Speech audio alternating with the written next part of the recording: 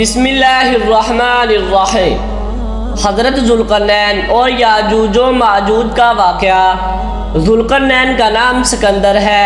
یہ حضرت خضر علیہ السلام کے خالہ زاد بھائی ہیں۔ حضرت خضر علیہ السلام ان کے وزیر اور جنگوں میں علمدار رہے ہیں۔ یہ حضرت سام بن نوح علیہ السلام کی اولاد میں سے ہے اور یہ ایک بریہ کے اکلوتے فرزند ہیں۔ حضرت ابراہیم خلیل اللہ علیہ السلام کے دستے حق پرست پر اسلام قبول کر کے مدتوں ان کی صحبت میں رہے اور حضرت ابراہیم خلیل اللہ علیہ السلام نے ان کو کچھ وصیتیں بھی فرمائی تھی۔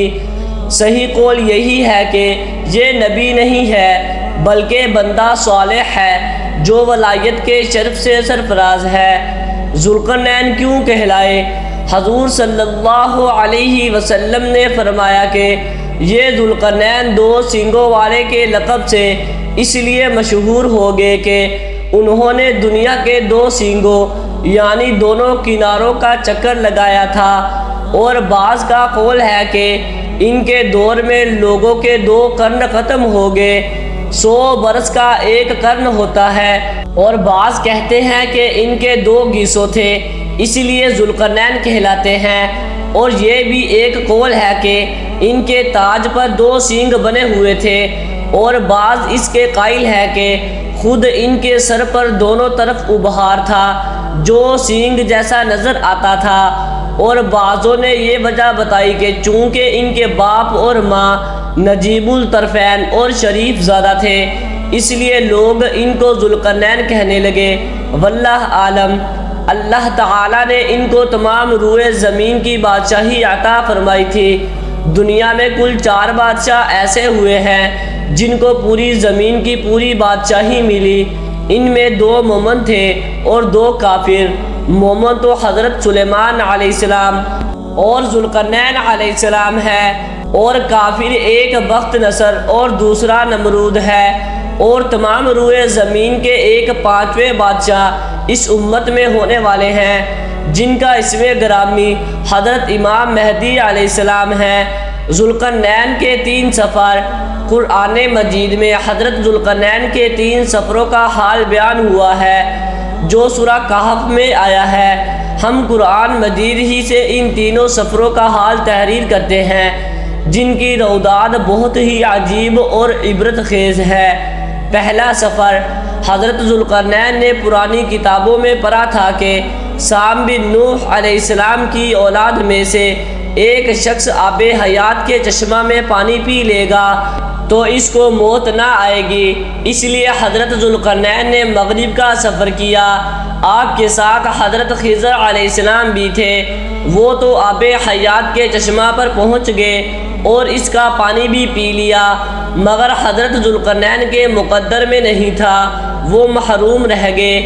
اس سفر میں آپ جانب مغرب روانہ ہوئے تو جہاں تک آبادی کا نام و نشان ہے اور سب منزلیں طے کر کے آپ ایک ایسے مقام پر پہنچے کہ انہیں سورج غروب کے وقت ایسا نظر آیا کہ وہ ایک سیاہ چشمہ میں ڈوب رہا ہے، جیسا کہ سمندری سفر کرنے والوں کو آفتاب سمندر کے کالے پانی میں ڈوبتا نظر آتا ہے۔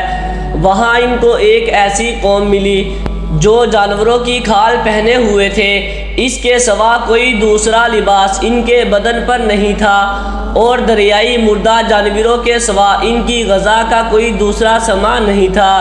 یہ قوم ناسک کہلاتی تھی۔ حضرت ذوالقرنین نے دیکھا کہ ان کے لشکر بے شمار ہیں اور یہ لوگ بہت ہی طاقتور اور جنگجو ہیں، تو حضرت ذوالقرنین نے ان لوگوں کے گرد اپنی فوج کا گھیرا ڈال کر ان لوگوں کو بے بس کر دیا۔ چنانچہ کچھ تو مشرف با ایمان ہو گئے اور کچھ آپ کی فوج کے ہاتھ سے مقتول ہو گئے۔ دوسرا سفر۔ پھر آپ نے مشرق کا سفر فرمایا یہاں تک کہ جب سورج طلوع ہونے کی جگہ پہنچے تو یہ دیکھا کہ وہاں ایک ایسی قوم ہے جن کے پاس کوئی عمارت اور مکانات نہیں ہیں۔ ان لوگوں کا یہ حال تھا کہ سورج طلوع ہونے کے وقت یہ لوگ زمین کے غاروں میں چھپ جاتے تھے اور سورج ڈل جانے کے بعد غاروں سے نکل کر اپنی روزی کی تلاش میں لگ جاتے تھے۔ یہ لوگ منسک کہلاتے تھے۔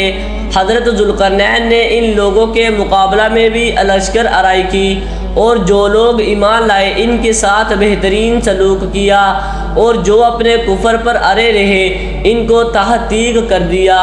تیسرا سفر، پھر آپ نے شمال کی جانب سفر فرمایا، یہاں تک کہ سدین، دو پہاڑوں کے درمیان میں پہنچے تو وہاں کی آبادی والوں کی عجیب و غریب زبان تھی۔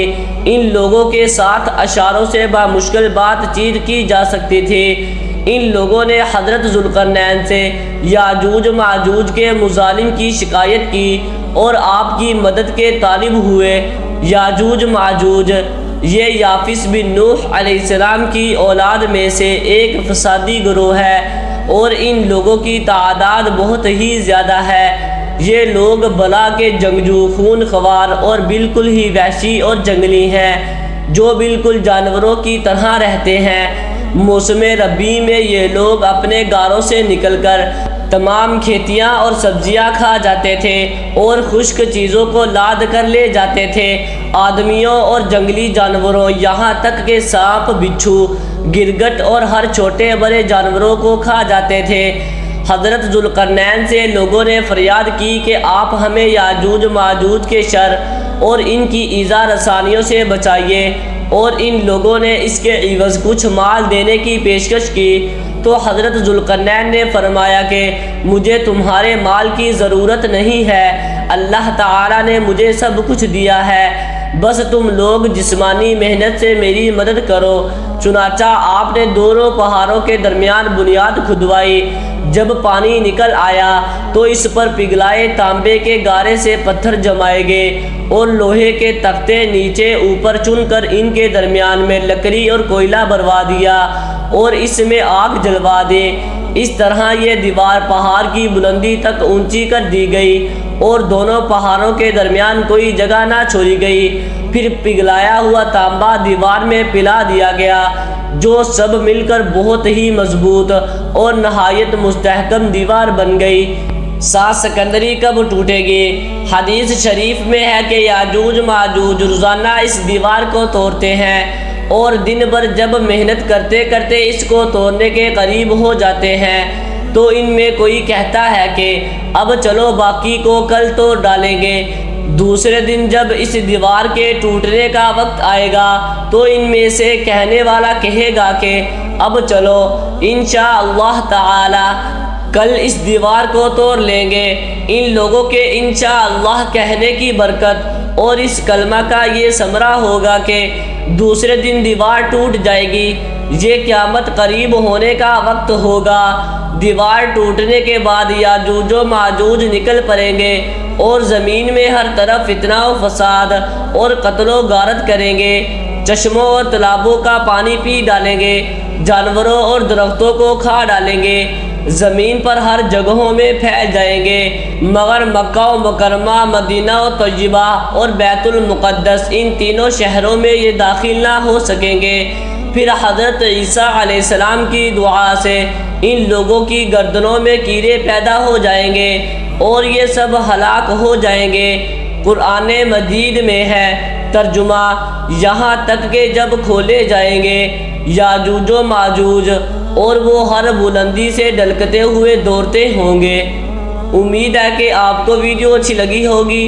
ویڈیو اچھی لگی ہے تو ویڈیو کو لائک ضرور کر دیں اور چینل کو بھی سبسکرائب کر دیں تاکہ اس طرح کی انفارمیٹیو ویڈیوز آپ کے پاس بر وقت پہنچتی رہیں۔ شکریہ۔